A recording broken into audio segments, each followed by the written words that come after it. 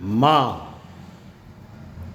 माँ के स्नेहिल स्मरण से हम सबके मन प्राण अनोखी पुलक से भर जाते हैं। अनेकों एहसास, अगणित अनुभूतियां और असंख्य भावनाएं अंतःकरण के आंगन में बरस पड़ती हैं। यादों के सघन घन बार बार अंतर गगन में उमड़ते हैं और माँ के प्यार का जीवन जल मुरझाए प्यासे प्राणों पर उड़ेल देते हैं।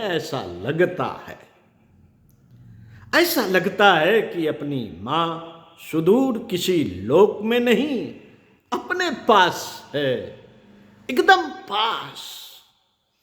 उसके आंचल का छोर हमें छू रहा है, उसके आशीषों की छांव में अपना जीवन सुरक्षित है।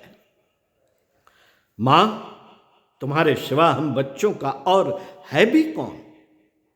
जब तब कुछ समय हम सब सिर्फ तुम्हें ही पुकारते हैं। जीवन की हर चोट, हर दुख दर्द में हे मां, हमें केवल तुम्हारी याद आती है।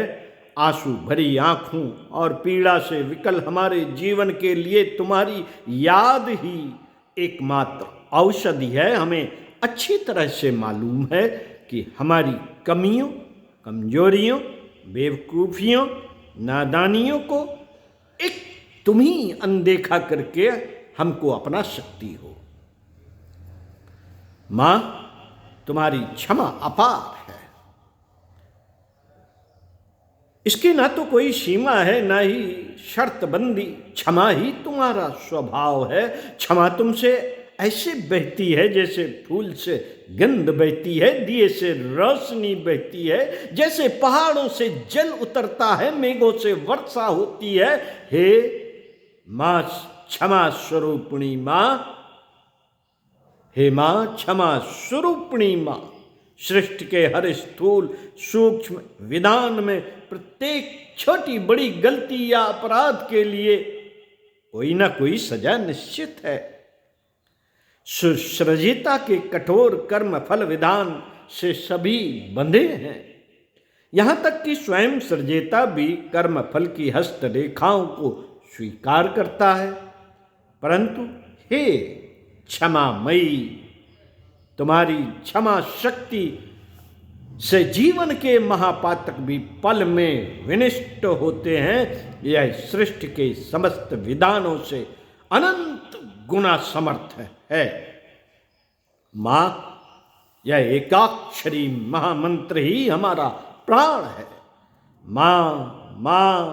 मां जपते हुए हमारे ऊपर तुम्हारी कृपा किरणों की वृष्टि हुई है। जीवन में अलौकिक अनुभूतियों के अनेकों सुअवसर आए हैं। तुम्हारी लीला कथा का पुण्य स्मरण भी इन्हीं में से एक है। हे मां, अब ऐसी कृपा करो कि तुम्हारी पुण्य कथा, तुम्हारे ही अमित प्रभाव से हम सब बच्चों को तुम्हारी अविरल भक्ति का वरदान देते हुए मात्र तत्व का बोध करा सके। ओम शांति। पुस्तक जीवन पथ के प्रदीप, पृष्ठ 111, लेखक डॉक्टर प्रणव पांड्या। आपको पढ़कर सुनाए। सुनते रहिए कुछ अच्छा और पढ़ते रहिए कुछ अच्छा। मिलते हैं इसी क्रम को आगे बढ़ाते हुए अगले वीडियो में स्वाध्याय सत्संग के क्रम।